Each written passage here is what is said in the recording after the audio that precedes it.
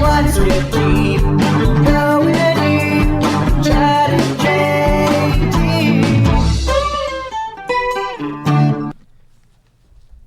Oh, diggity mama. What up, Stokers of Stoke Nation? This is Chad Kroger coming in with the Going Deep with Chad and JT podcast. Before you get started, guys, I just want to remind you again that we are once again brought to you by Manscaped. I'm rocking their shirt if you're watching video, and it says protect your nuts or something of that.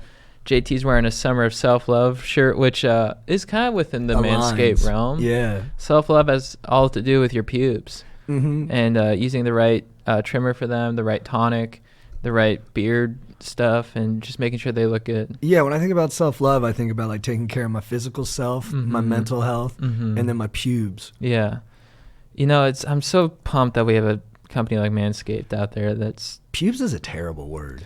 I don't like pubes. It's a horrible word. I first heard it on South Park when I was a kid, and I was like, man, I wish there was a company called Manscaped that could change the whole... Yeah, they've upgraded the entire area. Yeah, to like... Now it's just like a majestic thing, you know? Yeah. I put it in my schedule now, manscaping.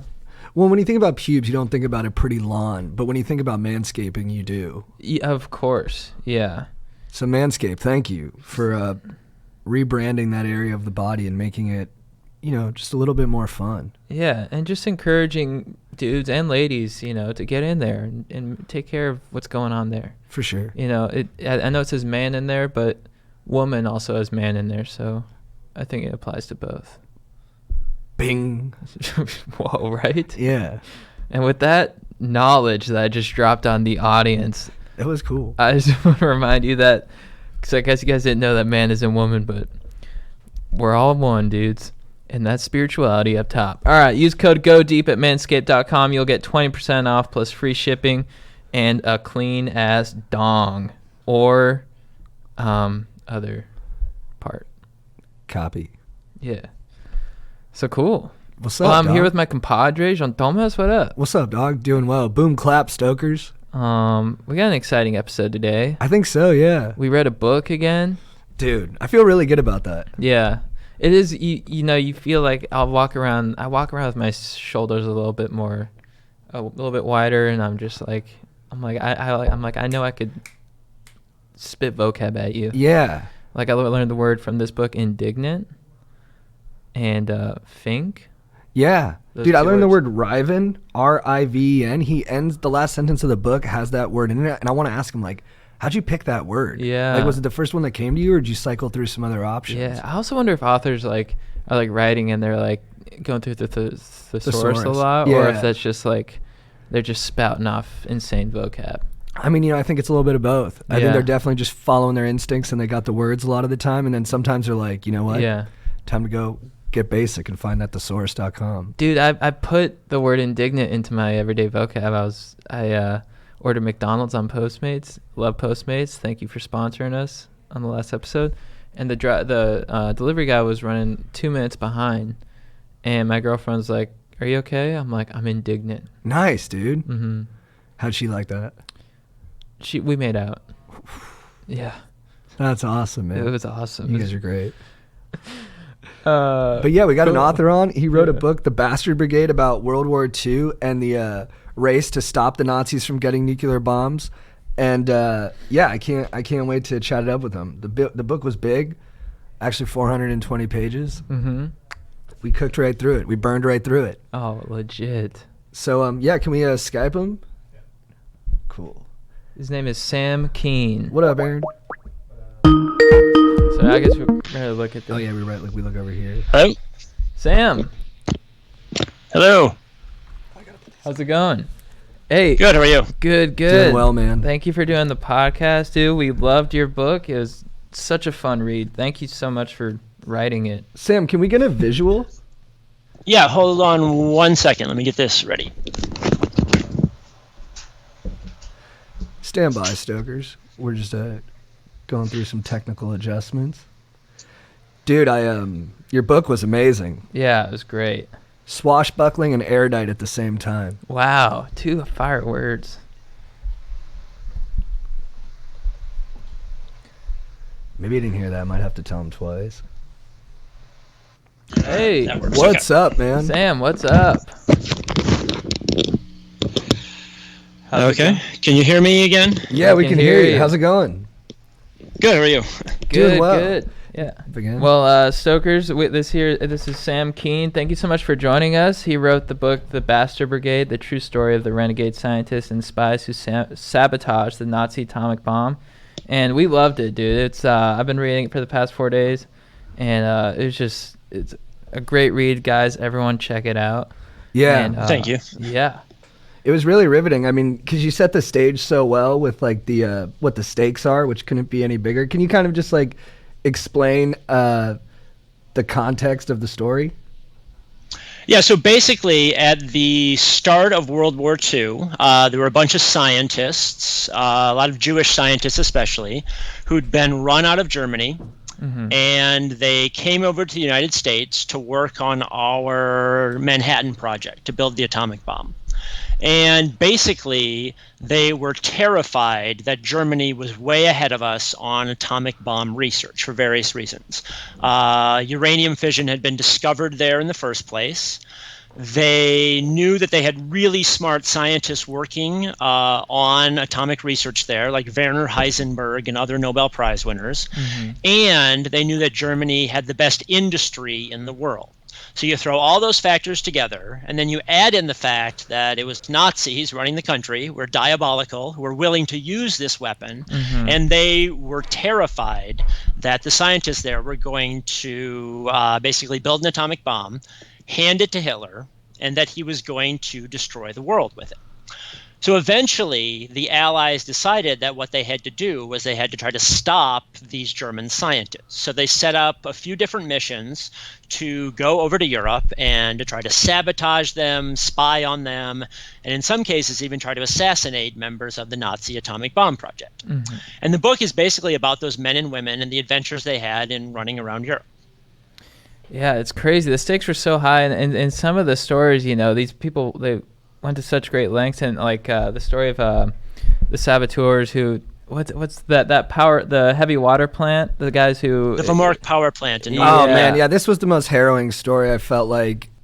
Yeah, basically there was an ingredient called heavy water, and in the book I explain a little bit more about it, what it was. But basically it's something that you'd use to study chain reactions, uranium reactions, things like that. And there was only one place in the world that made this stuff, and it was a place in Norway. And when Germany invaded Norway, conquered Norway, took it over, they controlled this plant. And this was intolerable. We couldn't let the Germans control this very vital resource. So basically, they put together some missions where they decided to try to take this plant out. And the first mission they put together was a complete disaster. A bunch of people died on it. Very sad, very destructive.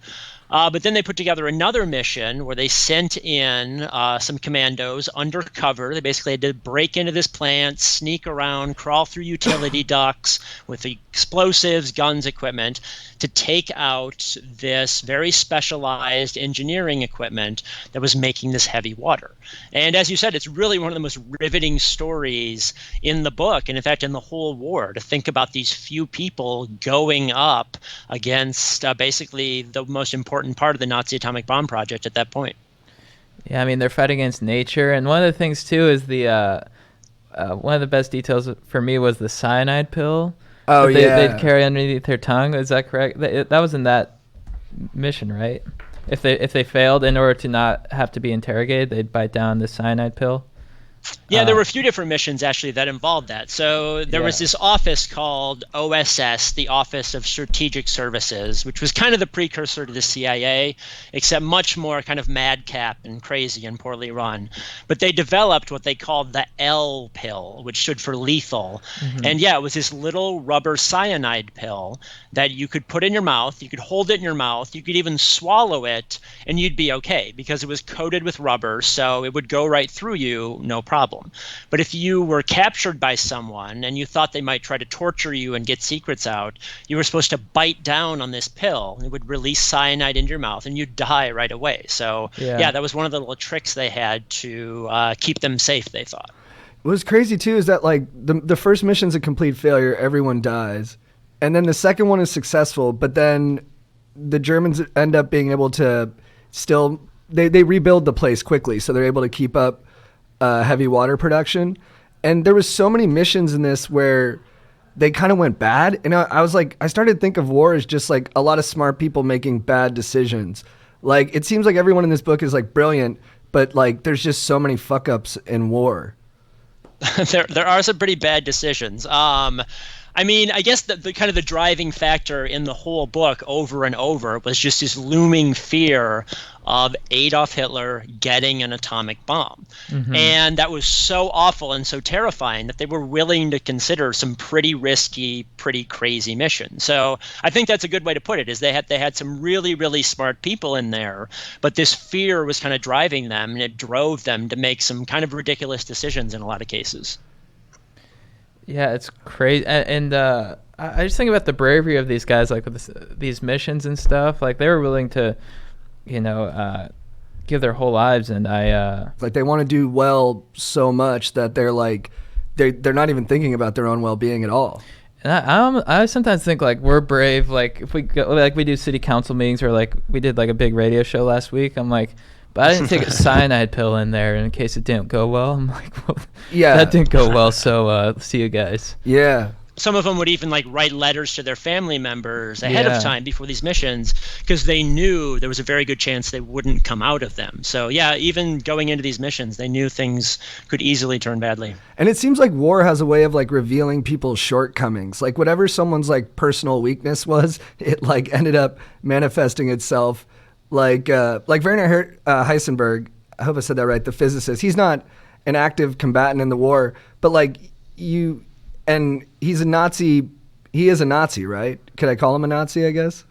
He never joined the party, but he was working for the military during the war. So, and it kind of seems like he's doing it out of some kind of cowardice. Like, he knows it's wrong, but he'd rather keep his cushy life together, so he's not going to like buck too much against whatever the new establishment is.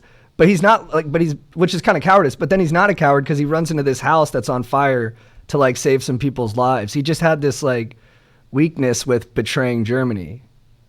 Yeah, he's sort of this skewed value system where, as you mentioned, there was one part where a neighbor's house started on fire, and he basically climbed the walls outside, got this old man out of there, saved his life. I mean, that's one of the hardest things someone could imagine doing, running into a burning building to save someone. But at the same time, he was working for the Nazis, developing atomic technology, things like that.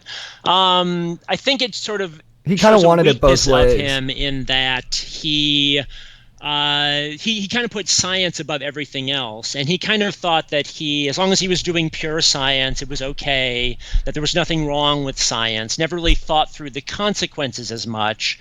And even more than that, he kind of thought that, he was so brilliant that once he had this technology, maybe he'd have a bit of a bargaining chip, and then he could sit down with Hitler and Goring and others and kind of talk them through and make them see reason and things like that. He was just sort of like dangerously naive about some of the consequences of the work that he was doing. So brilliant on the one hand in this kind of narrow field, but not so brilliant in sort of everyday political realities. What do you think about the idea? We were talking about this when we were reading the book about scientists who, basically with Heisenberg, you're saying that he just, as long as it's pure science for him, he's not worrying about the political implications or anything like that. What do you think about that whole philosophy of like we shouldn't, like, separating the art from the artist? Exactly. Basically. Yeah. It's tough. I think in most cases it probably does make sense and it's okay. But there are some technologies, biotechnology is the one nowadays that really pops to mind, where you just can't be that naive. You just can't sort of put blinders on and pretend like it doesn't have some sort of effect in society. So there are a lot of cases where your science doesn't really make that much of a difference. You can do astronomy, you can just do pure science, and it's probably not going to be that big of a deal, or not have that big of an impact or moral impact on society. But there are other cases where it's going to. So I do support that idea, and for the most part. But again, there are cases where it just doesn't make sense. Was he allowed back in? Was he allowed back into the scientific community post-war, or was there always kind of like a scarlet letter on him? a bit of a scarlet letter. There were a lot of people who broke with him, who were very mad with him, and never wanted to be friends with him again. Did he get it? Some or no? people resumed a sort of personal relationship with him, but there were friendships that were broken by that, and he always kind of had this stigma on him. I think his reputation has been whitewashed a little in the years since his death. People have sort of forgotten about that aspect of it. But at the time, especially, there were a lot of people still very angry with him. What about we got to talk about the Kennedys, because they feature heavily in the book, and it's and it's interesting because you've got stuff about the Kennedys in there, and then I realized it's like doubly impactful because they played a part in World War II, but then also John F. Kennedy was the president closest to the brink of nuclear war, so there's kind of like a consistent thread there. But yeah, that was something I thought of. But it's a good thought. Thank you, dog. But can you talk a little bit about the Kennedys and their dad's role in the initial part of the war with appeasement, and then how the boys kind of had to pay the price to, although maybe not knowingly, to save their family name? Yeah, so with the Kennedys, basically the thread of the book starts with their father, Joseph Kennedy, who was ambassador to Great Britain. And Kennedy, for various reasons, was terrified by the Nazis. He was convinced they were going to overrun Europe. There was nothing anyone could do to stop them. And that basically what we had to do was appease them, get out of their way, do whatever we could to try to just make it so they didn't conquer the rest of the world. And a lot of people were in the United States actually kind of supported that idea. They didn't want to intervene in World War II. FDR, President Roosevelt, did not support that idea and was very angry with Kennedy about this. And in fact, eventually sort of fired him over this. Yeah, they had to get him out of back there. to the United States. And he ended up sort of disgracefully coming back. And there were a lot of people in the press and a lot of people in the government who really did not like Joseph Kennedy after that. They were very angry with him. And so the family had kind of this stink on them, that they were appeasers, that they were defeatists. And the sons were kind of acutely aware of this reputation that they had. And during the war, the two oldest ones, Joseph Jr. and JFK, John, the future president, both joined the war. And they did this, because a lot of people in their generation would. But Joe, especially Joe Jr., was adamant that he wanted to get elected to political office someday. And he thought that joining the war would make him a hero and that it would give him a leg up getting elected. And this was a pretty good plan, except what happened was his little brother, JFK, ended up upstaging him. Damn, dude. JFK ended up becoming the big war hero for some things he did in the South Pacific, rescuing some people, rallying them, saving their lives. He dragged a guy by his teeth. Magazine articles written about him, newspaper articles. He was basically one of the brightest young stars of the war. And this whole thing infuriated Joe Jr. He was so mad that it was his kid brother getting all of this attention.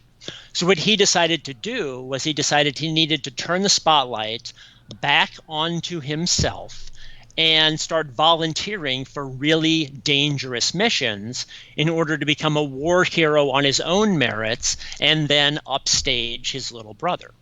And eventually, one of the missions he volunteered for was to try to wipe out these bunkers in northern France that they thought contained atomic weapons. And that's the mission he kind of gets wrapped up in, and that's where the book goes, following him on these missions.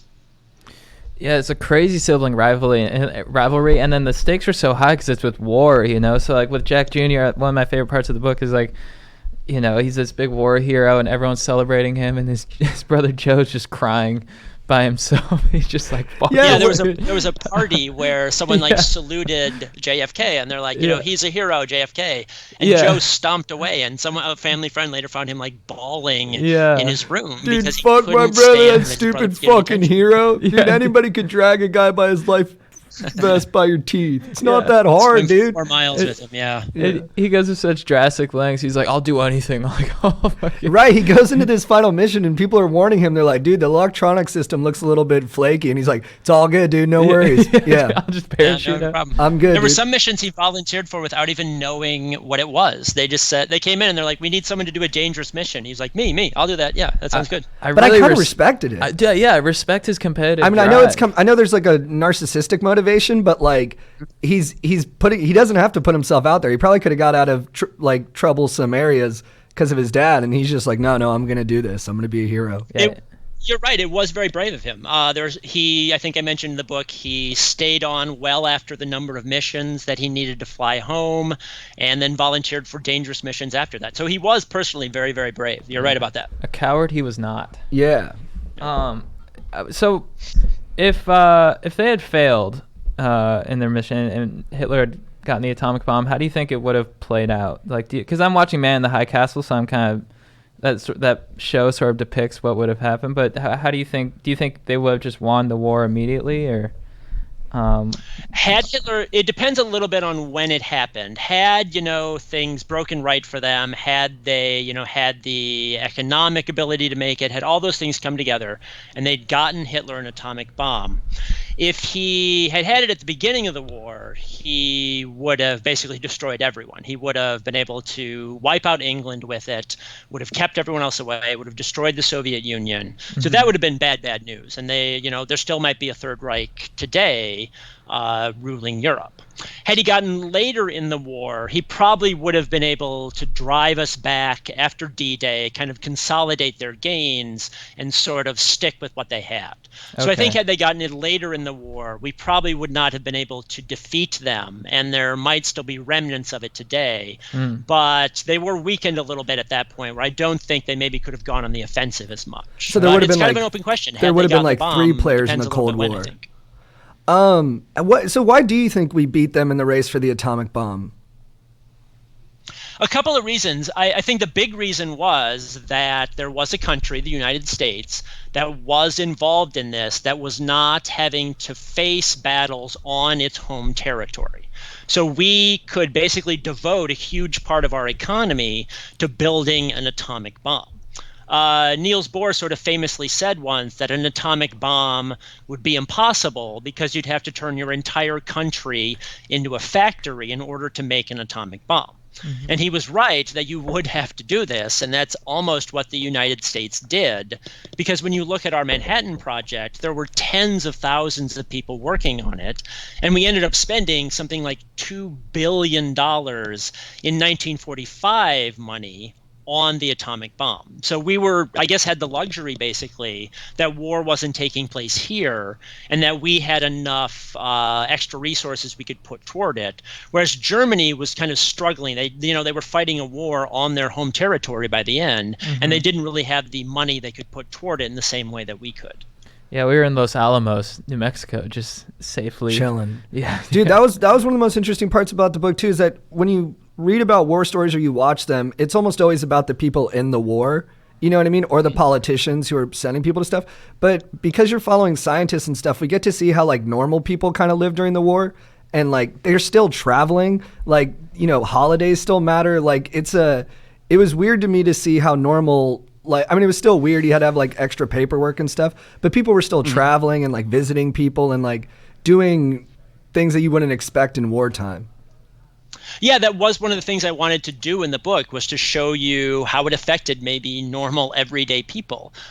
Some of the people who went were kind of frankly cowards. They didn't want to go to war. They were scared about going to war, but they felt they had kind of a higher calling and a higher duty, and so they went anyway. And, we talked about someone like Joseph Kennedy, very, very brave, but someone like Samuel Goudschmidt, one of the scientists I talk about, did not want to go to the war and was terrified to go. But it's nice to see that side of it as well, and to realize that war kind of involved all sorts of different people. Yeah. And then you sort of saw this side of humanity where, especially when you're talking about in Spain, how people, they still had this desire to celebrate and, try and live their lives as best they could, regardless of the circumstances surrounding them. Yeah, in Spain. So when Joseph Kennedy kind of snuck there and people were, going to the theater every night because they had nothing else to do, or just trying to live a normal everyday life, kind of salvage something of their old lives. So yeah, you kind of see that aspect of the war too, the behind the scenes stuff. Yeah. That was cool. There's so much detail in this book. I was just wondering, how long did it take to research for all It was this stuff? about 2 to 2.5 years of doing the research and the writing. So that was, going to archives, going to libraries, looking up unpublished letters, manuscripts, things like that, consulting academic papers, blah, blah, blah, all that kind of stuff. So about, a year and a half to 2 years of that, and then another year or so of absorbing it, writing it, polishing it, stuff like that. So 2.5 years total for the process. Where do you find details like about the groups that went to blow up the water plant, or like dialogue between Joe and his superiors? Like, where is that from journals? Like, is that from where does that stuff come from? Different sources. So there are letters at like the JFK Library in Boston that have some of this information. There were older books, that had interviews with people who were around and alive then. There are reports and things, so daily dispatches from his unit, stuff like that contain a lot of these details. So it's really piecing together a lot of different information and then trying to, I guess, sort of polish it and present it as something a little more readable, like a narrative. Yeah. And what inspired you to write about this story? Like, did you hear? Was it something you've always known about, and you just wanted to go in further, or did you hear a specific tale, and that was sort of was the spark that sort of started it all? A little bit of both in that. So I've written 4 other books, and each one of them looks at science and science history, things like the periodic table, the human brain, stuff like that. But I was actually a physics major in college, and I loved physics. It was really a cool subject for me, but I'd never written a book about physics, mostly because I didn't have the story that I really wanted to sink my teeth into in the way that I had with the other ones. So I was kind of on the lookout for a physics-type story. And I did like atomic research, stuff like that. And then one of the characters was, in fact, the spark for it when I heard about Mo Berg, the baseball player in the book. And he was the one I said, wow, I've never heard about this guy before. I wanted to look into it. And then I realized that there was a whole bigger backstory involving not just Mo Berg, but a bunch of other people like the Kennedy brothers, scientists, Nobel Prize winners, stuff like that. And I just realized that no one had kind of pulled all of these threads together and really told the story from the Americans' point of view about how terrified they were and all these crazy missions they went on. So it's a bit of a combination of looking for that subject and then just really falling in love with some of the characters. Dude, physicists are interesting. I had no idea they were so, but it makes sense that they were so worried about their rep within the community. And you have all these like brilliant scientists who are making these blunders in their research, and then they're like the laughing stock of the community for like a year or two, and then they're like, all right, I got to bounce back this year and get the Nobel Prize. And it's crazy. And then a lot of them accomplish that. They come back and they drill it the next time. And you're like, all right, everything's kind of hit and miss, I guess, even for scientists. Yeah, there is a bit of macho-ness, I think, among physicists especially, where they really have an arrogance about them, where they consider themselves kind of at the peak of the scientific world. And, for them, the downside of that is that when they make a blunder, a scientific blunder, it's like everything crashes down on them. So, yeah, that's a good point. That's an interesting aspect of the sort of the sociology of physicists, I guess. I can't believe how bummed I'd be if I was the Jolie Curies, a married couple who are physicists, and they come from a long line of physicists, and then they discovered the neutron and just didn't realize it, and then someone else beat them to it, and you're like, damn. Yes, yeah. that was just, and then they blundered with another big discovery too. So they were the ones especially who just kept making these mistakes. That just, in retrospect, it's so agonizing to see how close they are, and then someone else gets credit for something like that. So yeah, I mean, especially if like Irene Joliette Curie, Marie Curie's daughter, is one of the big characters in the book, and she had so much pressure on her coming from Marie, who won 2 Nobels, her father won a Nobel. I mean, and then to blunder with these discoveries was really, really tough on her. I read in the book you say that neutrons travel at 10,000 miles per second. Is Fast. that how do they measure that? Yeah, I came in yeah. like it's like inconceivable to me. What they probably do is they know the mass of them quite well, Okay. and then they can. How would they? I'm trying to think of how they would have done it back then. What they probably did is they probably measured the energy of it, and then they knew the mass of it, and then from that you can sort of back calculate and figure out what the velocity would have been of it. So I'm not sure Gotcha. exactly what they would have done back then, but Yeah. my guess was that they used the energy and then back calculated with that. And what does it mean to bombard something with neutrons? Like, how does that process happen? Like, what's the stuff they actually use to bombard it with? And So it depends on what exactly they're doing, but they would basically get a radioactive material and they would put it with another material, and then the radioactive material would fly in, it would hit the other material, and then it would basically knock neutrons loose. And how do they make them hit? So- Just by like putting them in the same bowl and like heating it up, or like? You don't have to heat it up. You just put them together, and that is enough. So basically what they would have had to do is they would have probably taken something like a sample of uranium, and then they would have refined it. So they would have boiled it down, done chemical experiments on it, whatever, to isolate certain elements in there, like radium, which is a rare element but very highly radioactive. So chemically, you isolate the radium, and then you put it with another material that when it knocks into it, again, it would release neutrons. And then often what they did is they took a little lead mold and they drilled a very, very tiny hole in it, put this radium with the other material in the center of it, and then the neutrons would be able to fly out that very thin pinprick hole they had drilled in there. And then they kind of direct the neutrons where they wanted to send it, because the hole was the only place they could go. So basically the work of it is to get the radium or whatever, and then you just put it in something and then kind of direct the neutrons where you want it to go. Wow. That made sense. Yeah, It does, but Yeah. it was really hard for me. But I think I got it. Yeah, dude. Okay. And then radioactive. I was sort of interested to learn about. Can you? Because you always hear about it, you're like, oh, it's radioactive. But what exactly does that mean if something's radioactive? If it's radioactive, that just means that it's unstable, that it's going to decay. Okay. So atoms have a few different parts of them. One part is the nucleus in the center. And if an atom's radioactive, that nucleus is going to decay or disintegrate in some way. And there's lots of different details about ways it can disintegrate, ways it can decay, stuff like that. But radioactive basically means that it's going to decay at some point. It's going to fall apart. And so radioactive poisoning, that's when you're sort of bombarded with neutrons, or is that correct?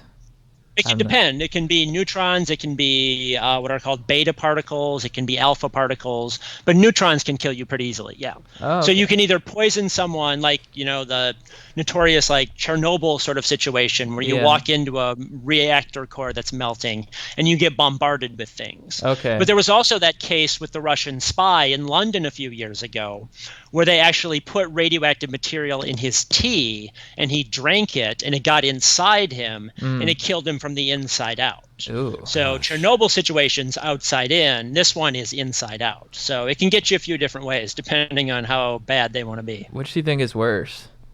Inside out? Ooh, boy. It's bad either way. It's going to be bad either way. Yeah, I don't think you can really say which one's worse. You're like, oh, fuck, dude, that was not Earl Grey.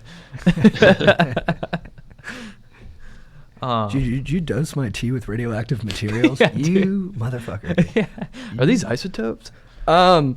I really love the language of the book. Like you're a really beautiful writer. But you end the book with, at every step, the men and women involved believed they were doing the right thing, but in splitting the atom, they'd riven the world. How did you come? Was the word "riven" the first one you wrote, or did you? How did you come to use that word, or decide to use that word?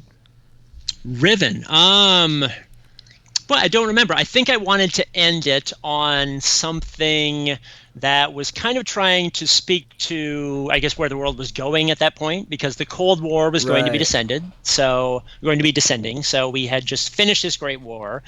But it's a bit of an ambiguous ending in that we had, the Nazis did not get the bomb, so that was good. But the bomb was suddenly there. So we were entering a much more dangerous situation. And especially with a lot of people involved in this book, they were heroes in a lot of ways. They did a lot of heroic things. But in some ways, these missions ruined their lives, or the war in general kind of ruined their lives. And they ended up not being very happy and fulfilled afterward.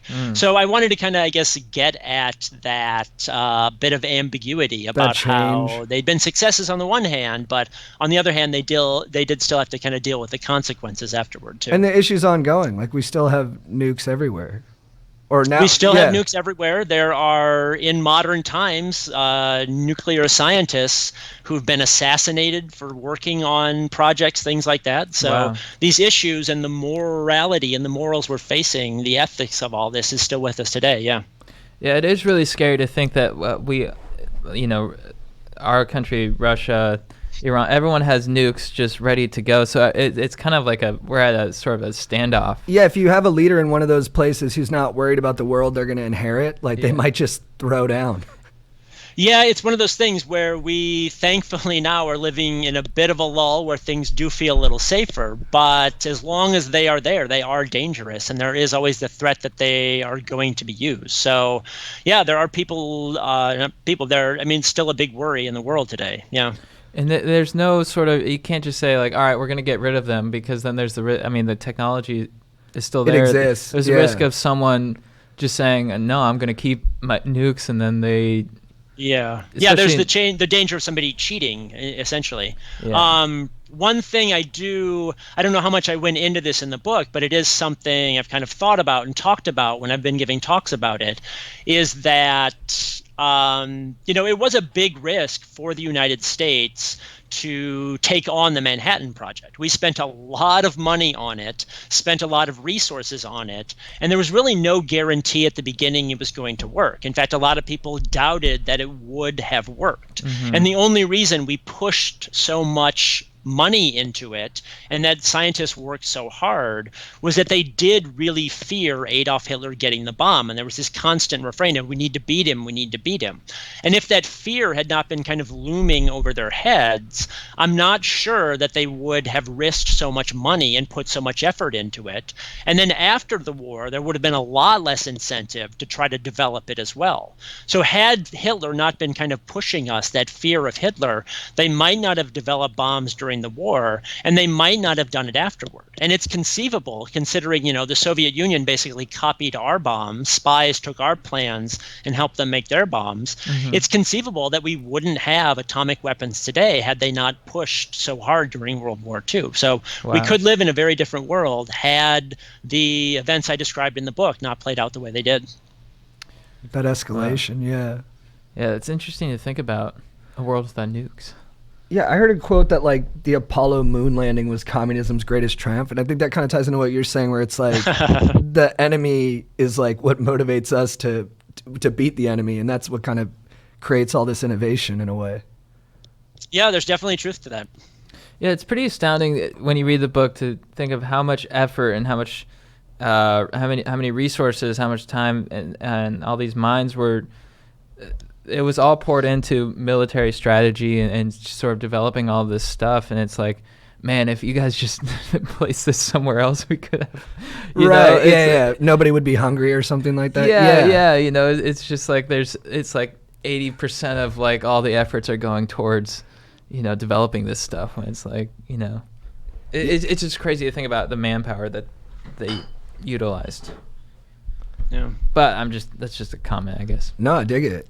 It's crazy. I mean, but I worry about that. I'm are we spending too much on the military? Not that I know what the right call is, but then I'm well, if the people in charge think we need to spend that much on the military, maybe they're right. Maybe having a strong offense is the best defense. Yeah.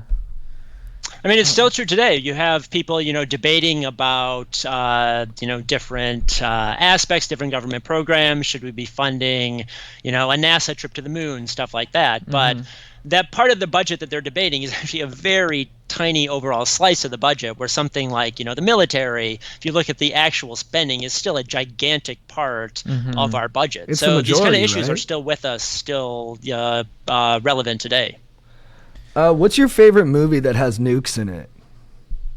Favorite movie that has nukes in it? I'm trying to think of any one that kind of features nukes that do you have a favorite one? Is this why it sort of popped into your mind? I do have one ready. Broken Arrow with John Travolta and Christian Slater. I also just think that's a cool name. Oh. Broken Arrow. I'm gonna go with Some of All Fears. Nice, dude. And Ben then- Affleck, Jack Ryan. Yeah, and 24 with Kiefer. Oh, nice. I think he. Okay. And then there's Batman, the third Batman. They have a nuke. Oh, yeah. Dark Knight Rises. Yeah. Yeah. It's a dirty bomb. Okay.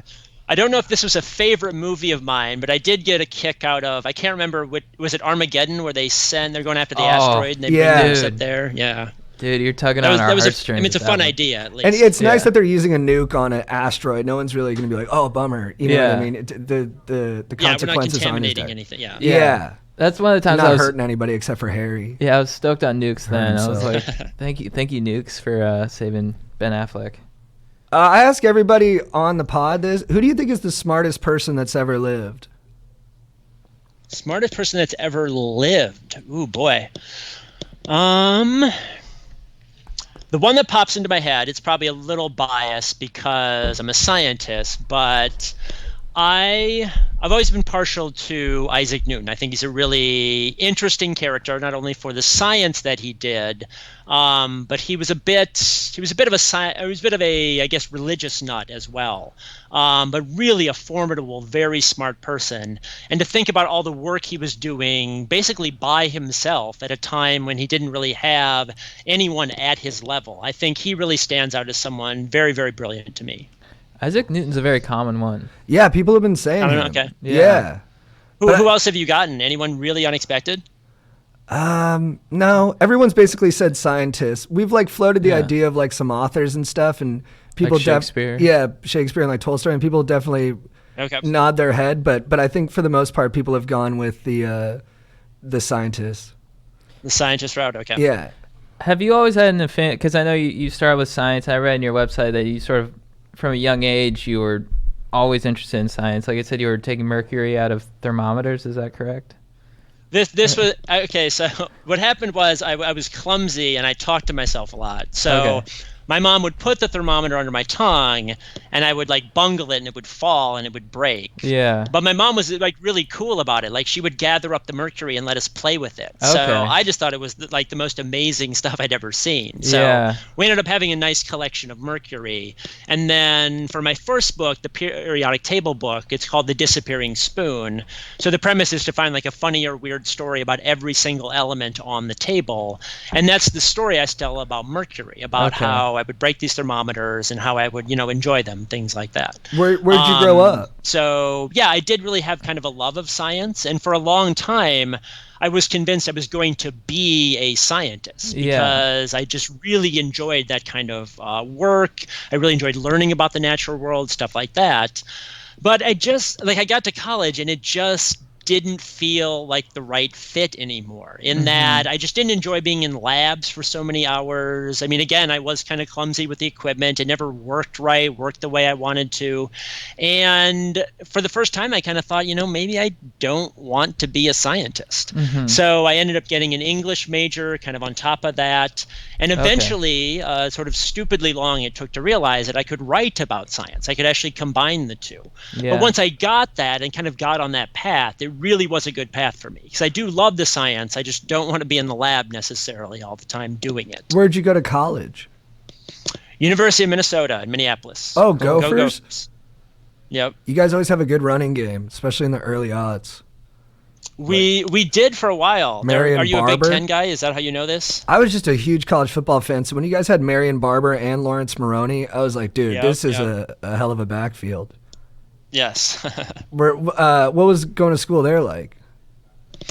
It was fun. It was a very, very big school. So that was bad in some ways. Like, it was almost kind of dauntingly big. But it was great in that there were so many classes on so many different subjects that I could take classes on whatever I wanted, basically. So I really liked that variety and being able to go there and, do whatever I wanted, essentially, as far as academics were concerned.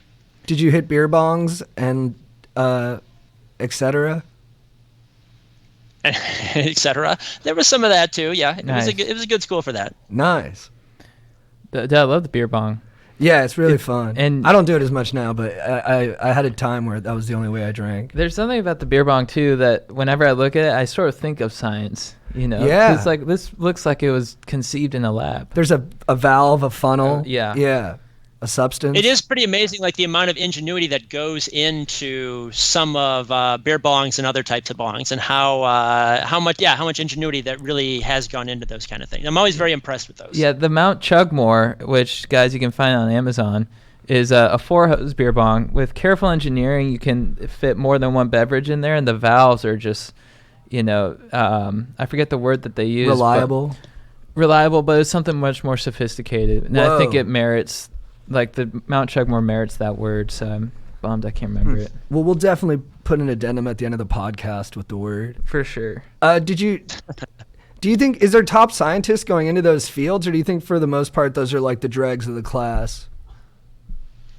I don't think it's the dregs. I just think they probably have different priorities. I think they, they're just using their cleverness for extracurricular activities. I think it's a good way to put it. For sure. For sure. Is there a lot of like citizen scientists now? Like so many things going on. Like my psychiatrist was talking about how like a lot of the best people on diet, right? And he's like a traditional doctor. Like he doesn't seem like someone who'd be into these like outside the mainstream thinkers. But he was like, no, like a lot of these citizen scientists and doctors are making some of the groundbreaking realizations. Do you kind of see that happening, or where do you fall in that? Yeah, it depends a little bit on the fields, but there are a lot of them where citizens, like everyday people, can contribute a lot. Things like near-Earth astronomy, so you're looking at things in low orbit, tracking asteroids, stuff like that. They do a lot of work on that. A lot of conservation work, so tracking where species are, where they're appearing where they hadn't before, where they're not appearing anymore. They rely kind of heavily on citizens for that. Genetics nowadays is getting to the point where you can do some of that work on your own.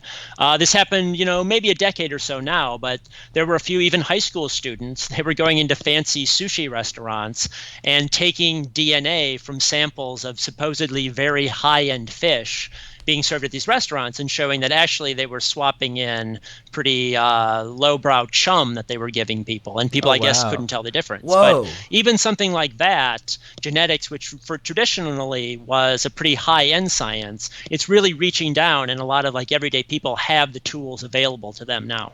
Do you think that's because of the internet? Because there's so much knowledge that's readily available, and also it sort of allows for a little bit more free thinking, like there isn't any sort of financial influence behind it, so they can sort of take whatever route they want? Does that make sense? The internet is part of it, definitely, the dissemination of information. Yeah. With genetics specifically, we have just, the technology is kind of, you hear about Moore's law, about them fitting more and more transistors, and they keep getting smaller.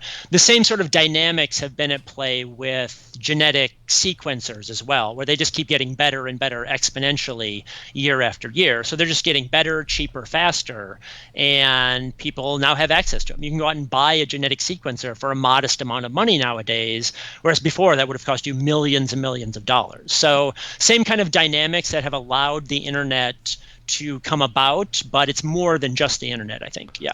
Where do you live now? I live in Washington, D.C. right now. Nice. I love DC. We went there about a year and a half ago. I love the feel of it. It's a good vibe, yeah. All The people are brusque, though. They're walking with a purpose. Oh, for sure. They're not ambling like us Definitely. California folk. It's Yeah. East Coast, so yeah, that happens. Yeah. Where are you from Minnesota? I am not. I'm from South Dakota, right next door. Oh, cool. Oh, cool. Is Mount that Rushmore. Yeah, is South Mount Dakota Rushmore, yeah. Was South Dakota fun? Or were you always like, I'm going to move to a big city? It was fun. It was a great place to grow up. It was very kind of open, very safe. I really enjoyed it. I kind of felt like a big fish in a small pond in a lot of ways, and that my high school was pretty modest sized. So I got to do the science that I liked, but I also got to run a lot, run track, cross country. I got to be in plays and different things like that. So I really enjoyed that I had that variety and freedom. So it was a very nice place to grow up. I have very fond memories of South Dakota. Cool. And so, how do you keep your like mind sharp to write all the time? Like, do you meditate, or do you work out a lot? Do you keep a clean diet, or do you just have, or none of that? I do work out a lot, and I do try to eat healthy. Those are probably the biggest things. I've never really gotten to meditation. This wasn't my thing. I was more always kind of active, kind of going out running, working out, doing things like that. So that's probably what helps keep me sharp. Do you have any advice to our audience for any aspiring writers out there, sort of, or how they can sort of take the steps to move in that direction? I think the biggest thing I would tell anyone who wants to write is that the most important thing is to sit down and just start doing it. Mm-hmm. And that writing is a bit of a volume game in that it's something you just have to put in practice, like you were playing a sport or playing a musical instrument. And I think there's a misconception that you sit around and kind of wait for inspiration to strike. And then at that point, you hurry and you write everything down. Where I think as what actually happens is that you have to put in the practice, develop the skills, so that when inspiration does strike you, you have the ability to capture what you're actually thinking. So you do need to just put in the time, put in the practice. And I would say the most important thing is just to sit down and make sure that you're doing it on a daily basis. So just put in the time, I think.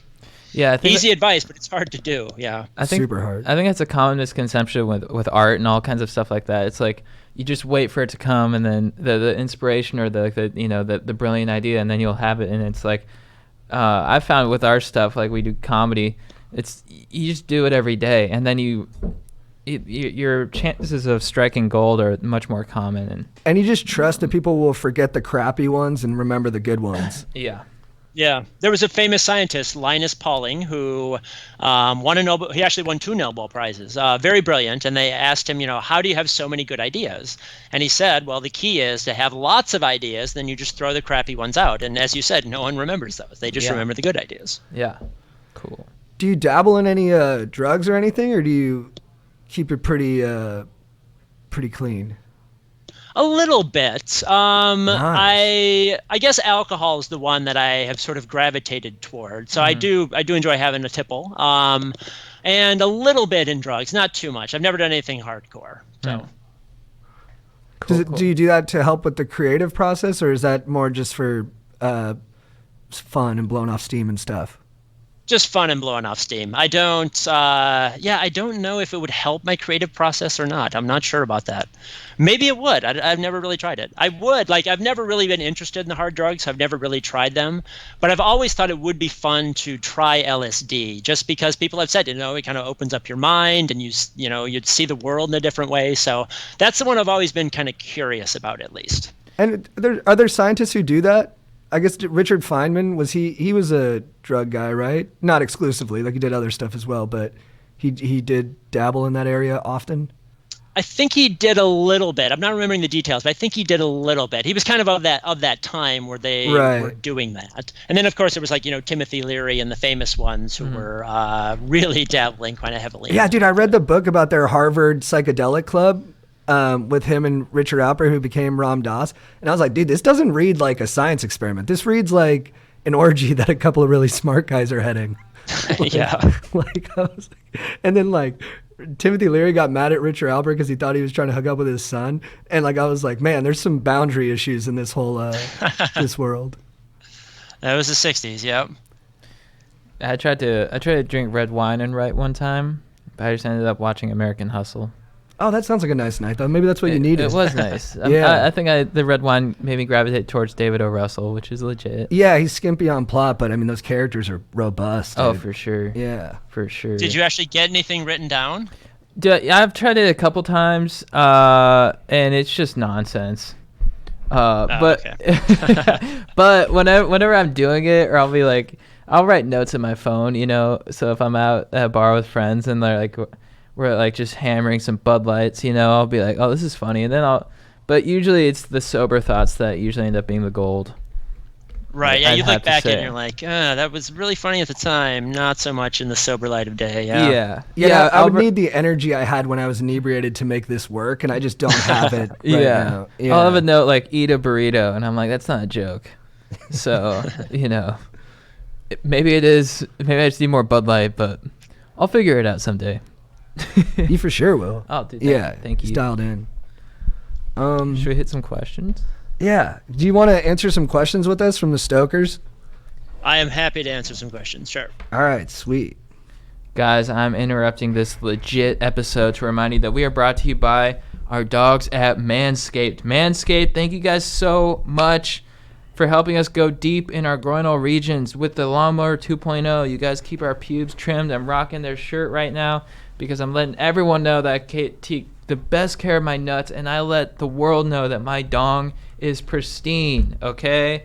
You don't have to see it, but you can know because you can feel it in my energy, my vibes. And if you go to Crunch the Gym. So, you know what? Manscaped will get you prepared for the job. Precision tools for your family jewels, guys. If you want to conceive, make sure you conceive with a well-groomed dong. James Bond would do the same. You know it's true. And, guys, I mean, the ladies love it. There's been a huge difference between when I manscaped and when I've had just a freaking rainforest down there. And I gotta tell you guys, people love the football field vibe. They don't love the rainforest. Good news is Manscaped has a Lawnmower 2.0 to move all that lawn of yours. The lawnmower is gentle and prevents you from nicking your sack. That's you, because when you flick your sack, you don't want to nick it. Don't let your dong go wild. It's time to get clean, you dirty dogs. Use code GODEEP at manscaped.com. You'll get 20% off and free shipping. Keep your dongs clean. Back to the episode. All right, up first. What up, guys? So before I ask my question, I'm going to give some background information. I started dating this girl 2 years ago. It didn't work out, and she still follows me on social media, and I stopped following her. She got a new guy who she's still dating to this day. I've dated a few girls since, and she always initiates following my new girl on social media. What should I do about this? I've thought about crafting up a message to send to her, but I'm unsure what to say. Thanks for the help in advance. I look forward to hearing back from y'all on the podcast. Dude, I think this guy just wants to reach out to his ex. I don't think it's necessary to say anything to her. My initial thought was like, let it go. Yeah, just let her do what Yeah, she it doesn't wants. seem like that big of a deal. So Yeah. Why let it bother you? Yeah. Unless he's trying to, although she's taken now, right? She's in a relationship. I think he's got to let that one go. Yeah. yeah. And yeah, she's just probably being competitive. All right, I'd like to remain anonymous for this particular question. Chad and JT, I'm in dire need of some help. I've been happily dating the love of my life for a little over a year now. We're going into our final year of college and looking forward to building a life together. Sounds great, right? Yep. Well, here's the problem. My sweet GF's not-so-sweet sister has just moved in with her to begin her own college journey. She's extremely immature, which is somewhat expected as she is a freshman, but she also seems to have embarked on a quest to bang all my friends. Not something I expected whatsoever. My stoke levels have been extremely low lately due to the fact that all my friends are perfectly fine with this and act like it's normal. I've lost at least one bro so far due to this situation, and I'd rather not lose more. Me and the girlfriend have accepted that we cannot control what these adults in parentheses do, so we try to do our thing and let them be. Obviously, with there being so many common factors, though, my GF, her sister, me, and my bros, it's not always so easy to avoid uncomfortable situations. The girlfriend and I would prefer if her sister made her own friends instead of taking mine and trying to bang them. However, we understand that this is the reality we live in. So I guess my question is this. Do you think that some lines were crossed here? I'd love some advice on how to cope with this situation. Wow. I would say yes. It seems like some lines have been crossed. It's not clear, I guess, what has the girlfriend talked to her about it? It sounds like the girlfriend's not on board with this so much, but boy, I guess I don't know what you can do if you've already talked to her about it and she's not respecting that, other than kind of wait it out. But that's not really great advice, I feel like. Yeah, I don't think there's much he can do. I mean, yeah, he can. He's just gotta sort of let it go. I think you have the girlfriend talk to the sister Yeah. and say like, hey, like, just maybe be a little more judicious because like it's just, well, I don't know, but then you're like shaming her or something. I don't know if Yeah. that's the move. I leave it up to the sister to handle it with her sister. Then Yeah. you just talk to your bros But it must suck though, because like you want to complain to them about her because he doesn't like her, Yeah. and then they're all like, "No, I think she's pretty cool." And you're like, "Oh, okay."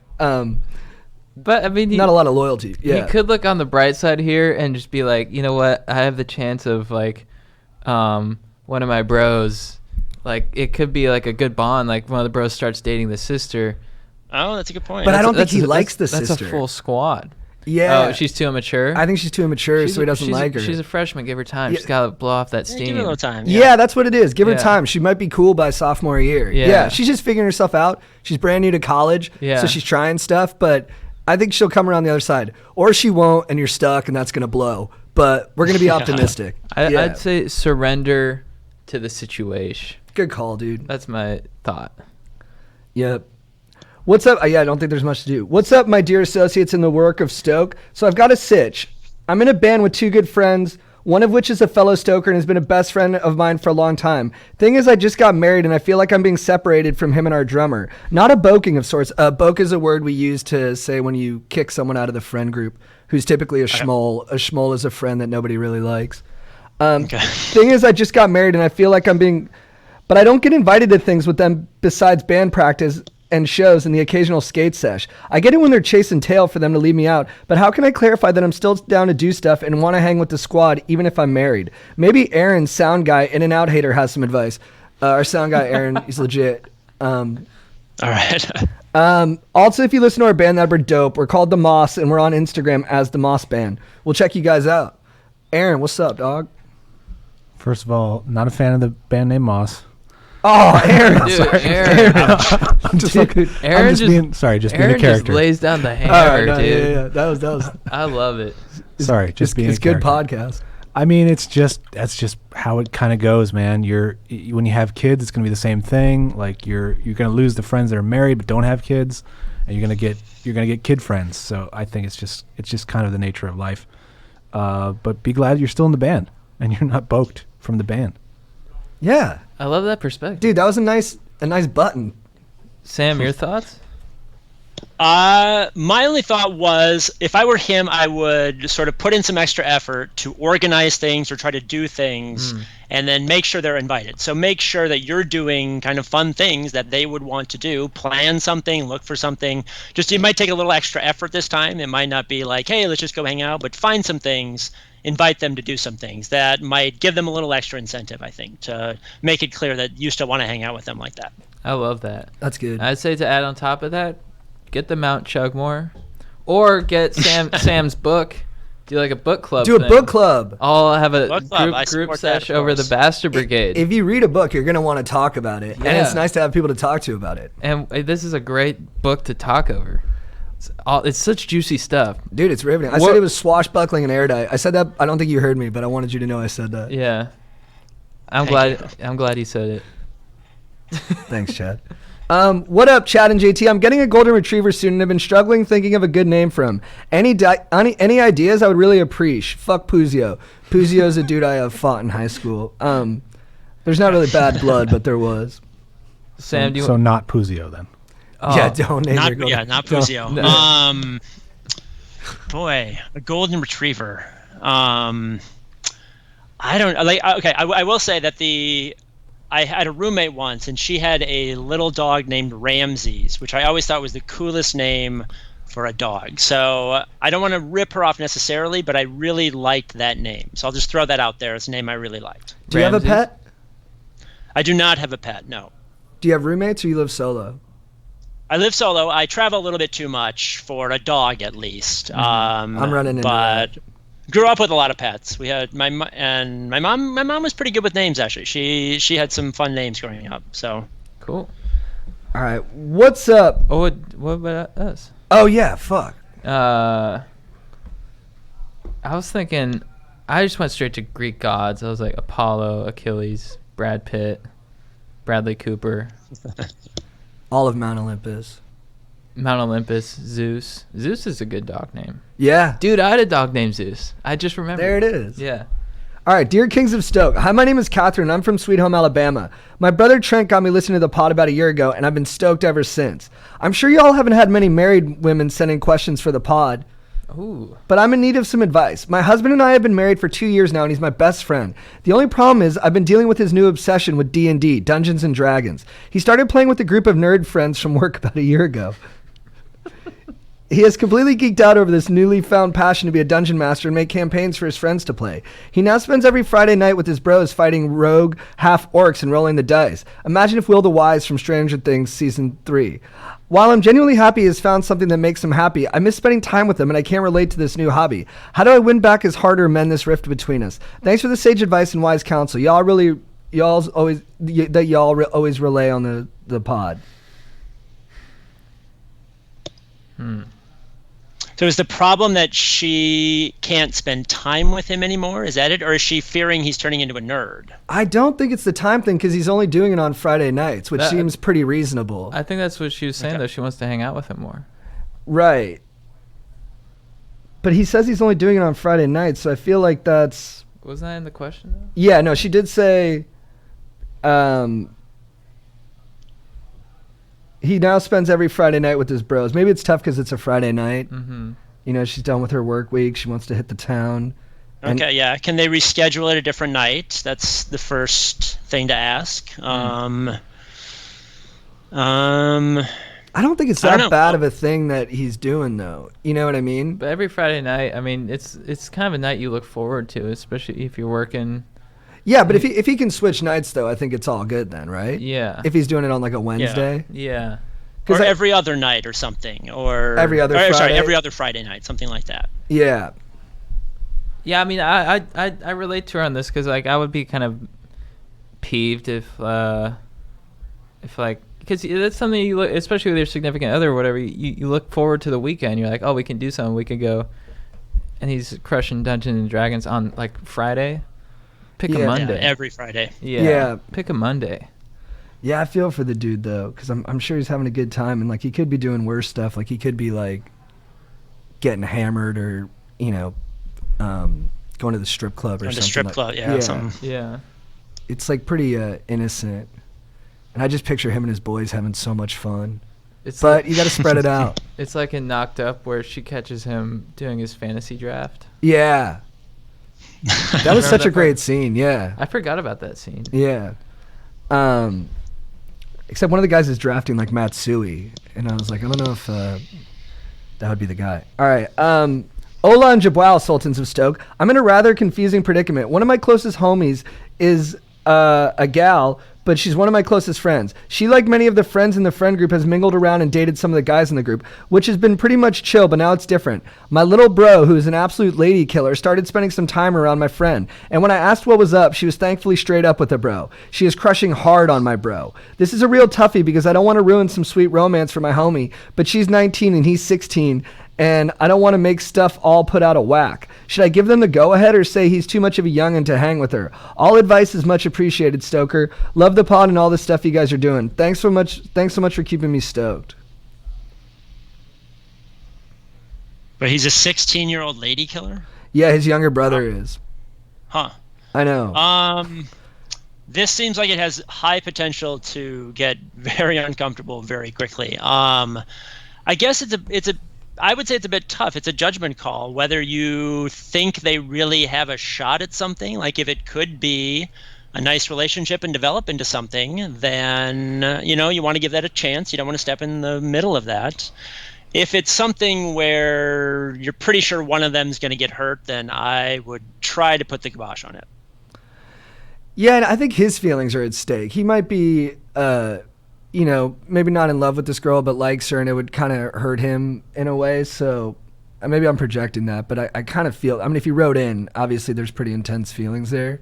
So maybe just say that to your brother and her and be like, guys, like individually, not as a group, but like just be like, look, I don't know if I'm okay with this, and just see how they respond to that. Yeah. Yeah, you can at least bring it up and feel it out a little bit. I concur. What up, Sultans of Stoke? I'm dealing with an issue at work with this girl who's a mega babe. We've worked together for a year, and aside from some minor flirting in the office, I've never made a move because we work so close and I didn't want things to get awkward if it didn't work out. Recently, everyone's seats got moved around and we are no longer sitting by each other. Since we aren't immediately by each other, I think it would be okay to ask her out now. I feel like I might have missed my window with this girl now since it's been so long. Do you bros have any suggestions for how to move forward with this girl that I haven't made a move on yet? Thanks in advance, my dudes. Ask her out. I don't think a window has closed, I would say.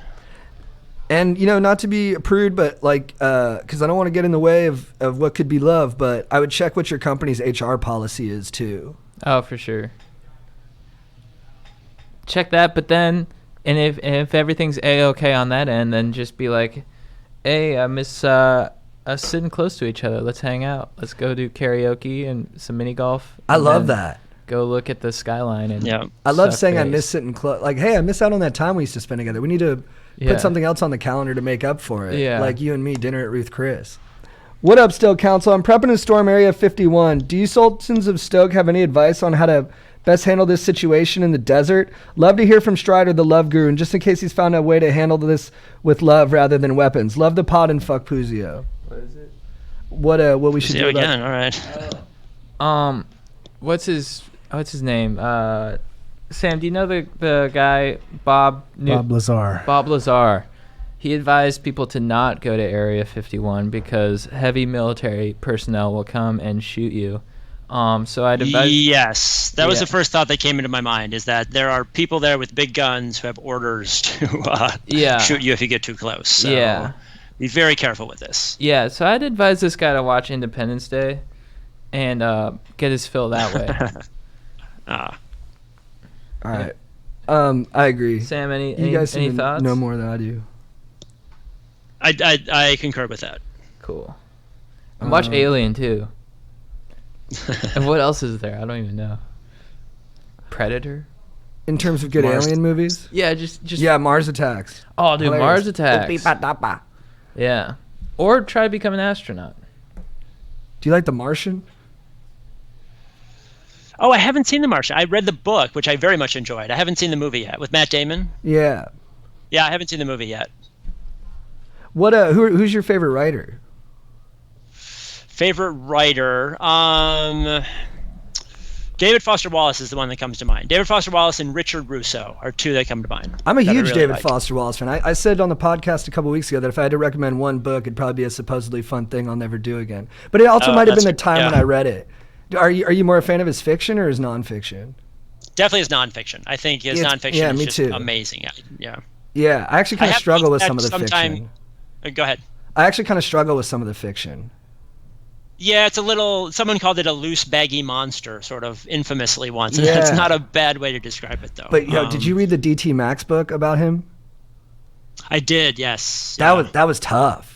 And I think now if he wrote did. it now, it'd be even tougher because the cultural moments change. Why is it tough? Because he was kind of he had a lot of mental problems. And so I think life was hard for him. But he was a messy person and he did some kind of ugly things with the people in his life. Mm. A little stalkerish sometimes, yeah. Yeah. And it's brief in the book, but I think now if they wrote it, it'd be bigger. Yeah. But yeah, he's brilliant. Yeah, in fact, I have to. I kind of, when I'm writing something especially, I try not to read him because it's easy to do like a bad David Foster Wallace impression because he has such a distinct voice that if you can't live up to that, then you're going to sound like you're doing a bad parody of him. So sometimes I have to try to not read him. Yo, what's up, bro? Heems? There's this total babe in my work, way out of my league, that looks like a 50-50 mix of Sloane from Entourage and Mia Toretto. Not only is she a total bombshell, but she's cool as hell, and we clicked a ton at this start. Connection was feeling good, and we even unintentionally matched outfits for a week straight. I was about to pull up from three-point range, but lost all my stoke when I found out she has some big shot boyfriend who's a CFO to startup. He's my size, though, and I could probably take him. Not to mention I only have a couple weeks left at this job. Should I start beef or just move on to the next honey? Thanks for the helps with my dudes. Wishing you all the stoke. Dorian. Shout out to my boy Grant for getting me hooked on the pod. Sam? I mean, starting a beef probably isn't the best way to win her over, I would say. Yeah. I mean, that's a tough one. I guess I would try. to keep in touch with her, definitely. Try dating someone else and see if your feelings change. If you are still that infatuated with her, I don't know. Then maybe it's time to try to make a move or something. I don't think trying to beat up her boyfriend first thing out of the gate is probably the best strategy, though. Yeah, I'd say this guy. I admire the cojones, sort of Joe Kennedy Jr. vibes, but I wouldn't. I'd advise him not to interfere in her. I like the idea of try dating someone else. Yeah, I think brawling the dude will suggest bad judgment to for her sure. in a way Yeah. that might be a no-go. Yeah, this guy's romantic though, for sure. Yeah. What's up, brogs, bro plus dogs? Hell yeah. I appreciate how much you guys always want to help others with their dilemmas, but I'm just wondering a very simple question. How are you guys doing today? Are you having a good time? I just want to make sure my favorite stokers to listen to are doing okay. Y'all feel me? Sometimes the dudes who are helping all their bros out are the ones who need the most help. Sorry if that got a little deep. I'm just trying to look out for you. Have a good day and keep on bashing, bros. Bones. Sam, how are you doing today? I'm doing pretty good today. Yeah, looking forward to the weekend. It's not quite as beastly hot out here as it has been, so Nice. I think that'll be fun. Yeah. How about you guys? I'm good, dude. I yeah. was nervous for this. It's always tough to be on mic and on camera talking, Mm-hmm. But I'm digging it. And Okay. yeah, I saw a concert last night with my girlfriend, and that was really fun. Okay. We had to have What'd you see? We saw Friendship. They're a good band. They're kind of, I would say they're like a more modern, like Hall & Oates. And they were Okay. cool during the Q&A, and they were talking about their partnership. It made me think about our partnership. Mm-hmm. And then me and the GF had an emotional talk later, about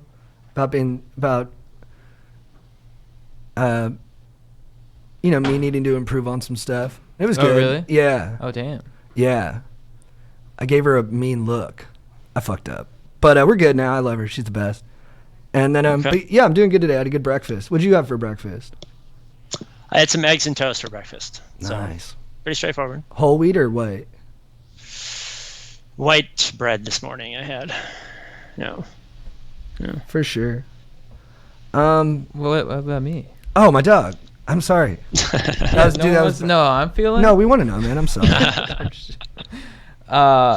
I'm pretty good. I've been pretty irritable the past few days. I've been on low sleep, which sleep this is part of my beef of the week. But sleep is important now, and usually I'm a pretty jolly dude. I feel good. Everything's great. But I was just pissed off, and that rarely happens. Like my girlfriend was like, for the first time, she's like, I saw you cranky for the first time. I'm like, I know. I'm probably not sleeping enough. That was kind of a shock because I don't want to be seen being cranky. So, but I woke up today, I ran through it all, and processed it, and now I feel good. And I'm stoked to be at the podcast, and I'm stoked that I read a book. Cool. Yeah, I think that sounds good. All right, last question.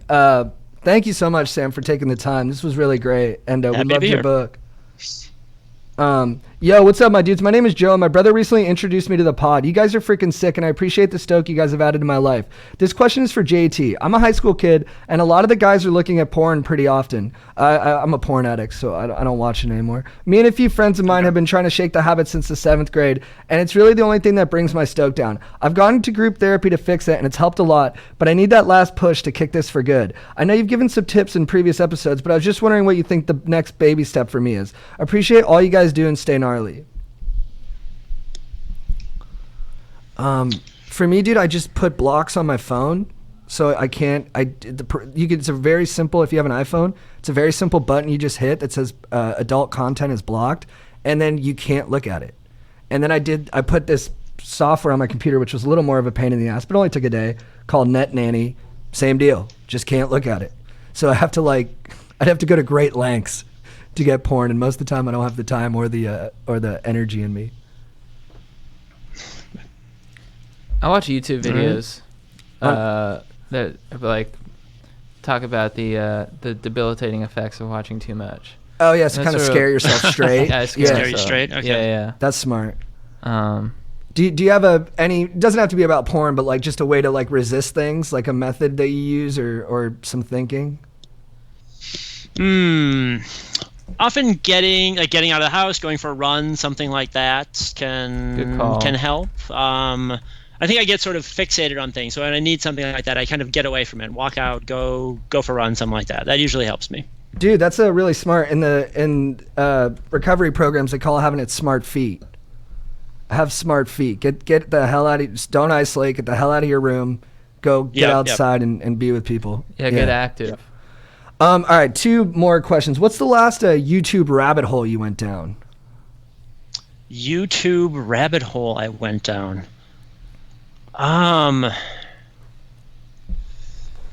Boy, I ended up watching a bunch of Stevie Wonder videos the other day that I did not expect when I started. That was a fun rabbit hole to fall into, I guess. He's a genius. What was your favorite song by Living in this? What is it? Living just enough. Living for the city. Living for the city. Living for the Superstition, I think, is still my favorite. Yeah. I like that song. Or Signed, Sealed, Delivered, I'm Yours.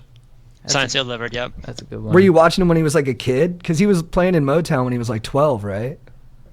Yeah, in fact, I was in Detroit a few years ago for a talk, and you can tour the old Motown house, and they have the candy machine, and that Stevie Wonder used to get candy bars from there, so it's pretty cool. That's crazy.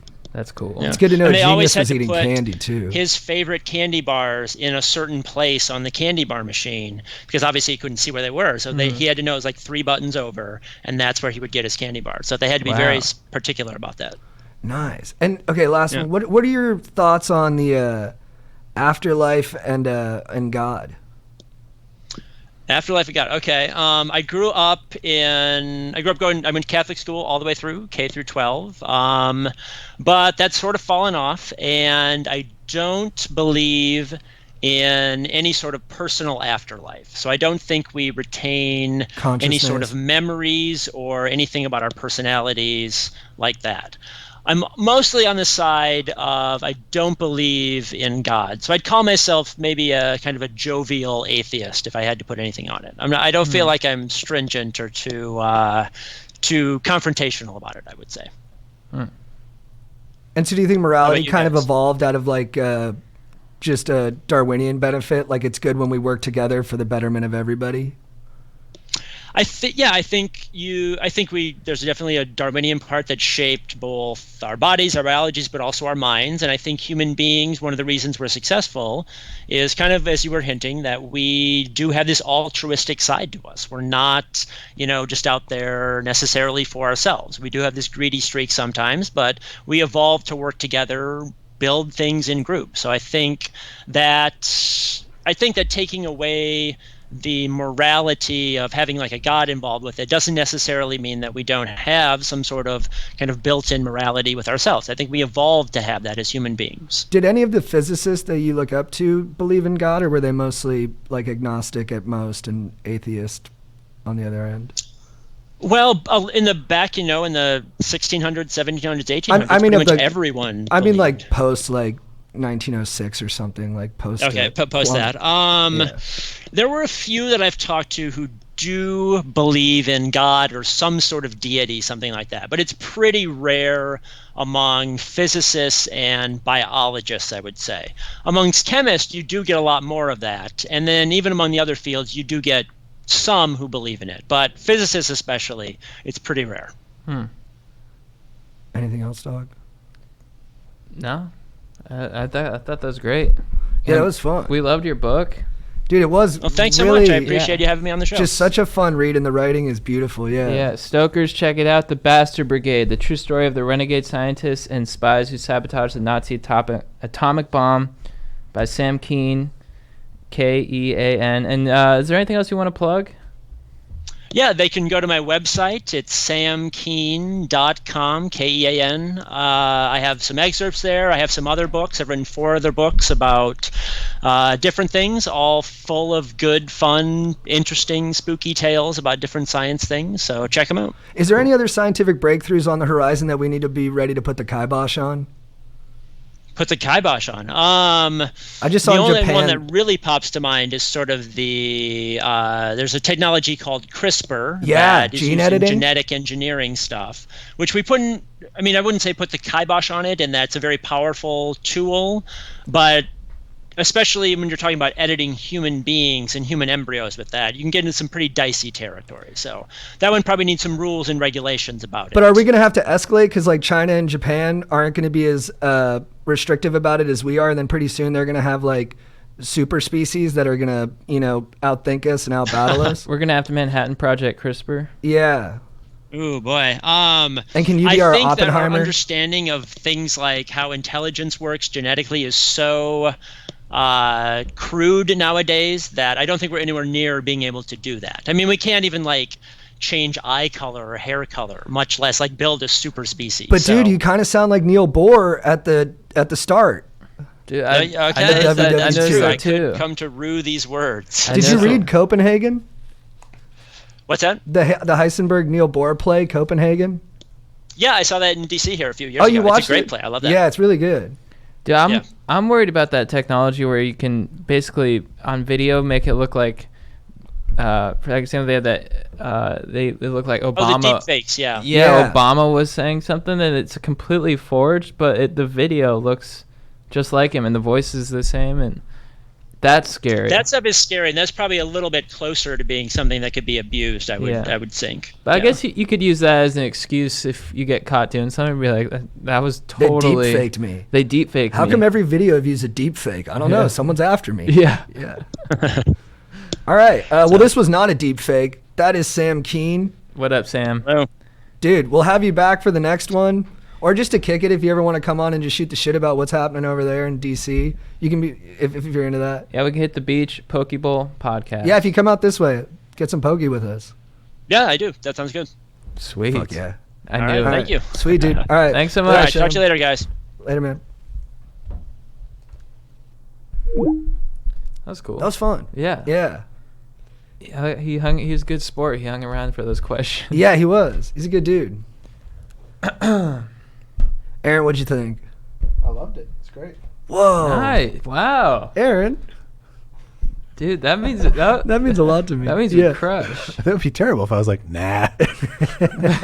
But I think you're pretty honest though. Yeah, you do keep it real. Yeah. That was fun. You're one of the realest, dog. All right, Chad, who is your beef of the week? My beef of the week is with the guy at the register at Whole Foods yesterday. I believe his name is Dave. What up, Dave? It's more of a beef with myself though. I was just really irritable because we've been super busy. You're the hardest working guy I know, man. Well, I'm not sure about that, but thank you. And a lack of sleep on top of it.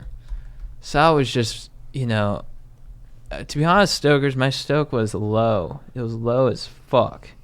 And I was so mad for no reason. Like my roommate would be like, "Hey, what are you doing?" I'm like, "What the fuck did you just say to me?" And so I was at Whole Foods and I was getting food. I was like, I need to load up on some nutritious stuff so I can regain my stoke. And the guy at the register goes, "Cash or credit?" And I was like, "Credit." And he goes, "What?" And in my mind, I was like, "What, bitch? You want to fucking go?" Like, I was about to throw down at Whole Foods, which is rare for me. I never really want to throw down with anyone, but I was about to go take my tomato soup and shove it into his fucking face. Well, and dude, you're in charge of a lot of stuff now, and I think as you transition from being like just a pure stoker to someone who has to like manage other people's stoke, Oh, yeah. it's a lot of responsibility. Yeah, I guess managing stoke, it's like that question that came in. You gotta like look after your own stoke. Yeah, and you got to be on top of stuff all the time. Yeah. So you're expecting that from everybody else too. Yeah. I totally relate to that. I appreciate Yeah. you being so open about it too. Oh no, yeah, I was cranky. And I was about to throw down Whole Foods, which is like a pretty dank establishment, even though it was taken over by Amazon. Yeah. But But they have good eats there. They have good, They're keeping people healthy for the most yeah, part. they have good eats. They have good arugula. I got beef stew, and I was stoked after that. But Dave at the register, I was just about to, fucking. Dude, you love Dave. You're just having a hard day. Yeah, I know. I was just about to choke slam him. Yeah. He probably would have taken me though. I'd probably bet on you, dude. Yeah. Not knowing Dave from Adam. Dave, if you're listening, we'll spar. And this is the heat, but you're reflecting on it. You need to reflect on it. You need to be, I think it's noble work you're doing. Yeah. And I've no reason to complain, but sometimes the crankiness comes out of nowhere, and you're like, I gotta go Whole Foods, and then So that's it. That's my beef. What's your beef? Dude, my beef is with Jason Statham, The Rock, and Vin Diesel, because there's a Beautiful Wall Street Journal article, and I think we should even cover it next week, where it talks about how all three of those guys have it in their contract, and also sometimes just like a unspoken contract, that they won't look worse in a fight than the other one. And I totally get that, because they want to be the big cheese in the action world, and it's a competitive game. But you guys are the models that we're looking to for inspiration. I think we need to learn some humility too, because I have that problem. You know what I mean? I get like territorial over like who's getting the most shine, and so I get where they're coming from, because I'm not better, but I would love it if those guys could just be like, you know what, I'm gonna get my ass beat in this movie, and that's okay. Yeah, don't they want that to like? Don't they want that competition so it like drives them to be better and bigger? They do to a degree. Yeah, I think they should just go all the way. That's a bit of a. That's a letdown. I heard they even keep track of like, oh, he's throwing me through one wall, so I get to throw him through one wall. Like Vin Diesel has his sister who's a producer, like literally keep track of what the punch count is for each one. Dude, well, the thing about Tom Cruise is in Mission Impossible, he gets so fucked up. Yeah. And you're like, and he's still going. If you see The Rock, just taking everyone down, throwing people through walls, never really getting hurt, you're like, all right, well, it's not relatable. He's not going through tough times right now, but Tom Cruise is like falling from shit, breaking his ankle on buildings and shit, and he's still going. Yeah, we respect the perseverance. Yeah. I don't respect the look as much. Yeah. It's not about being top dog all the time. They need to talk to Tom. Yes, I was bummed out about that. Chad, who is your legend of the week? My legend of the week is Neil Armstrong. I watched First Man on the plane back from New York, and it was legit. But this show, I talked about this with JT, it really showed how brave these dudes were, because they really sort of, the movie did a great job of portraying like how when you're in these ships, how flimsy they felt, because it's all just metallic, and it's just like... It's a tin can. It's like you're literally strapped to a rocket. And they're like, all right, see you dudes, hope you make it back. Everyone's dying. And then he had a tough personal life too. His daughter died, and he persevered. He like still kept going, and he made it to the moon. But he stayed humble, it seemed like, from the movie. And, one small step for man, one giant leap for Neil Armstrong, dude. Master of compartmentalization. Yeah. Just strapping himself to that rocket, dude. Yeah. And spoiler alert, in the beginning, he puts his daughter's bracelet away, which is like his last memory of her, and puts it away in a cupboard, and you're like, oh, he's... The kind of metaphor is that he's forgot about her. Mm-hmm. But then when he's on the moon, he's made it all the way there, he drops the bracelet on the moon. Is that true? I don't know if it's true, but I love that in the story. Yeah. Because he didn't forget about her. It was always a part of him. He just couldn't let us see it. Yeah. Dude, that's still up there, if that's true. I hope so. Yeah. That's so cool. Yeah. The moon, dude. Do you think they got there and they're like, this place sucks? Well, it's supposed to do... No, I think they thought it was dope, but that's pretty hilarious. Yeah. Yeah, it's all right. Yeah. Let's head back. Buzz is like, we could hang for another hour. He's like, I've seen it. I'm over it. I saw it. I'm over it, yeah. It was fun. Can't wait to go to the next one. Everyone's like, dude, celebrate a little bit. Dude, Mars. Yeah. Yeah, right when they land on the moon. It's probably when they're flying back. He's like, can't wait to get to fucking Mars, dude. But it's supposed to have a real huge effect on you. Like, people who have been in space and seen the Earth, it changes them forever. I mean, I guess as you'd expect it would. And I think there's a documentary about it. But I heard, like, I heard Neil Armstrong was never the same afterwards. He was kind of like a sullen guy. Like sad? Yeah, like it made him sad about humanity to see it from that so vantage small? point. I don't know if I know why, though. Yeah. Yeah, I mean, I kind of need that part to make this fit together, but I just heard it changed him, and I'm not sure why, though. Aaron, have you heard about this? Yeah, he did kind of disappear off the map, whereas Buzz is kind of more of a celebrity. Yeah, Buzz revels in it a little bit more, and Neil is kind of like, he's a real introvert, it seems like. Yeah. Maybe I should stay on Earth then, not go into space. What do you want? Well, I feared losing my stoke. You know, you go in space, and you're like, I went to space, then you see Earth from that vantage point, and then you're like, and then the soak gets sucked out of your tank along with the gravity. You can't bronze. Thank you, Aaron. Thank you. Yeah, I forgot to ask Sam how important tanning was in his life, but I did have that written down. If I had a spacesuit, I'd install fake tanning lights in there, like little UV things. Right. Just to roast. Yeah, smash cut to you in a space station with the little goggles on, just getting a nice bronze. Everyone gets up there to visit you, like in their visiting spacecraft. You just look like you've spent a week in Bali. You got a pina colada in your hand. Yeah. Yeah, I mean, we're all in spacesuits. What's that buzzing? Oh, I'm tanning. Tanning. Yeah. We have to do a refuel in the nebula. In 3 counter clicks, you're like, yeah, after I'm done tanning. Dude, they should have done that with George Clooney's character in Gravity, you know, because he was sort of like, he's like, have some champagne for me, Sandra Bullock or whatever. And it's like, dude, if he drifted away tanning, so much cooler. Yeah, like he knows he's gonna die, but he's like, I'm gonna die tanning.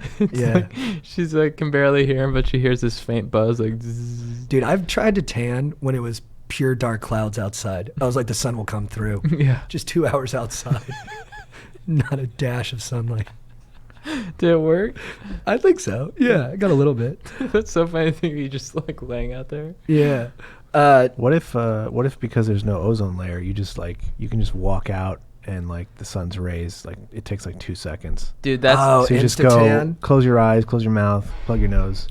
That makes me feel old manish because then it makes me like resent these young kids and their easy tans. I'm Yeah. like, back in my day, it took 2 hours to get that kind of bronze. yeah. Dude, that's going to be the new age tan, though. You know, 50 years from now, everyone's going to be like, dude, you got some great color. What happened to you? Oh, I went to space. Yeah. Yeah. Well, that's what they say in Australia, that there's a hole in the ozone there. Really? Which is why the sun's much stronger there, which is why I went there to study abroad. All right. Who is your legend of the week? Your babe? Oh, shoot. Chad, who is your babe of the week? My babe of the week is sleep. Sleep restores all cellular functions, keeps you happy, healthy, and with a hard dong. If I'm not jerking it too much, I wake up with a hard dong after sleep. And it's just sleep is so important, so I'm stoked on it at the moment. And I just love waking up in the morning and just, waking up and be like, let's get this started. Nice. Yeah.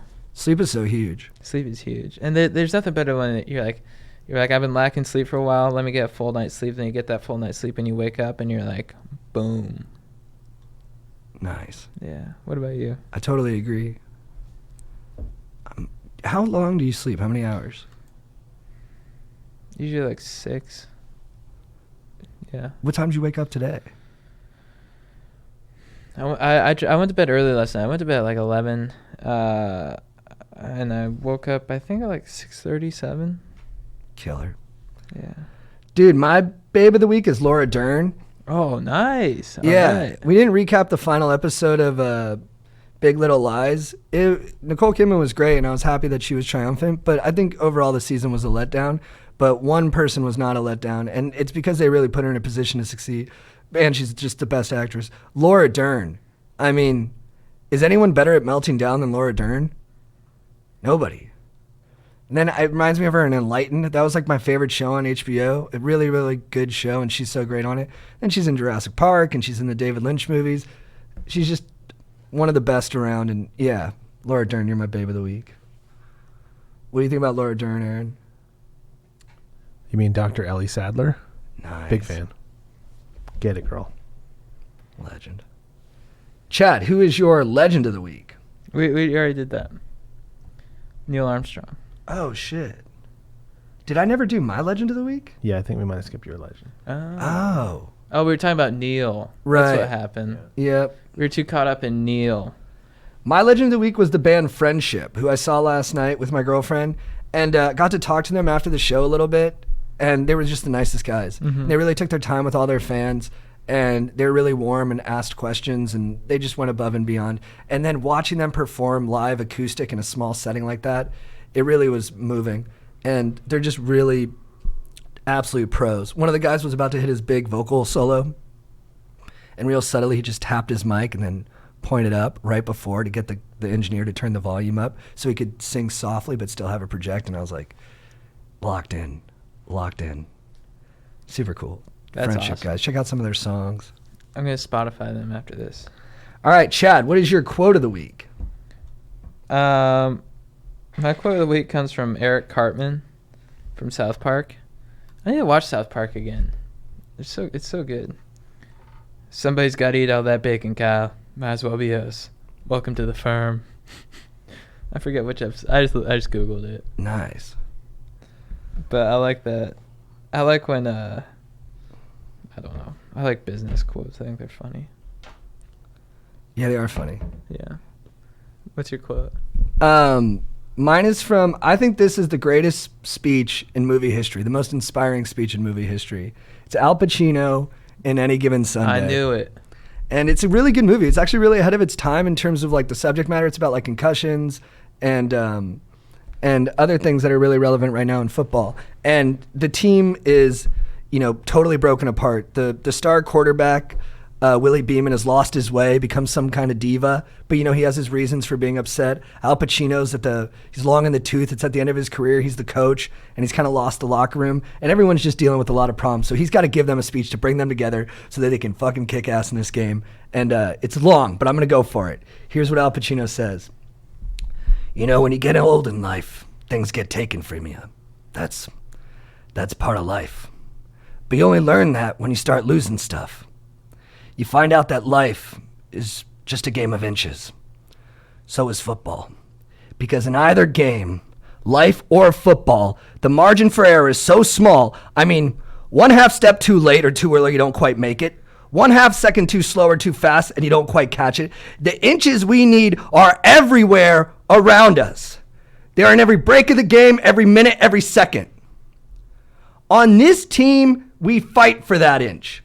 On this team, we tear ourselves and everyone around us to pieces for that inch. We claw with our fingernails for that inch. I'm just full on doing a monologue. Because we know when we add up all those inches, that's going to make the fucking difference between winning and losing. Between living and dying. I'll tell you this. In any fight, it is the guy who's willing to die who's going to win that inch. And if I know if I'm going to have any life anymore, it is because I am still willing to fight and die for that inch. Because that is what living is. The 6 inches in front of your face.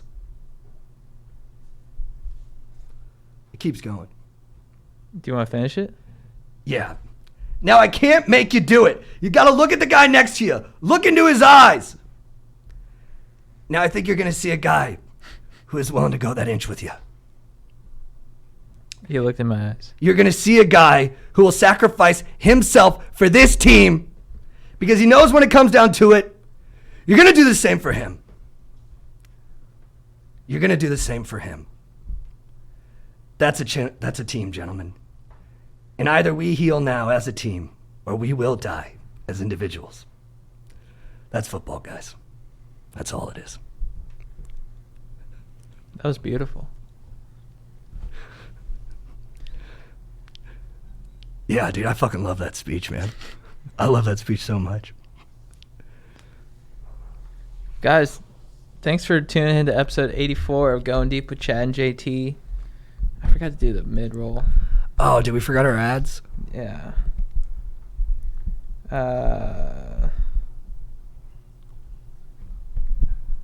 Well, maybe we'll close it out and then I'll just read it and then you can insert Perfect, it. dude. So that was episode 84, guys. Check out Sam Kean's book. Thank you, Sam, for stopping in. Rate and review the podcast. That helps us out a lot, and we love them. And we should maybe do a review of the week. Yeah.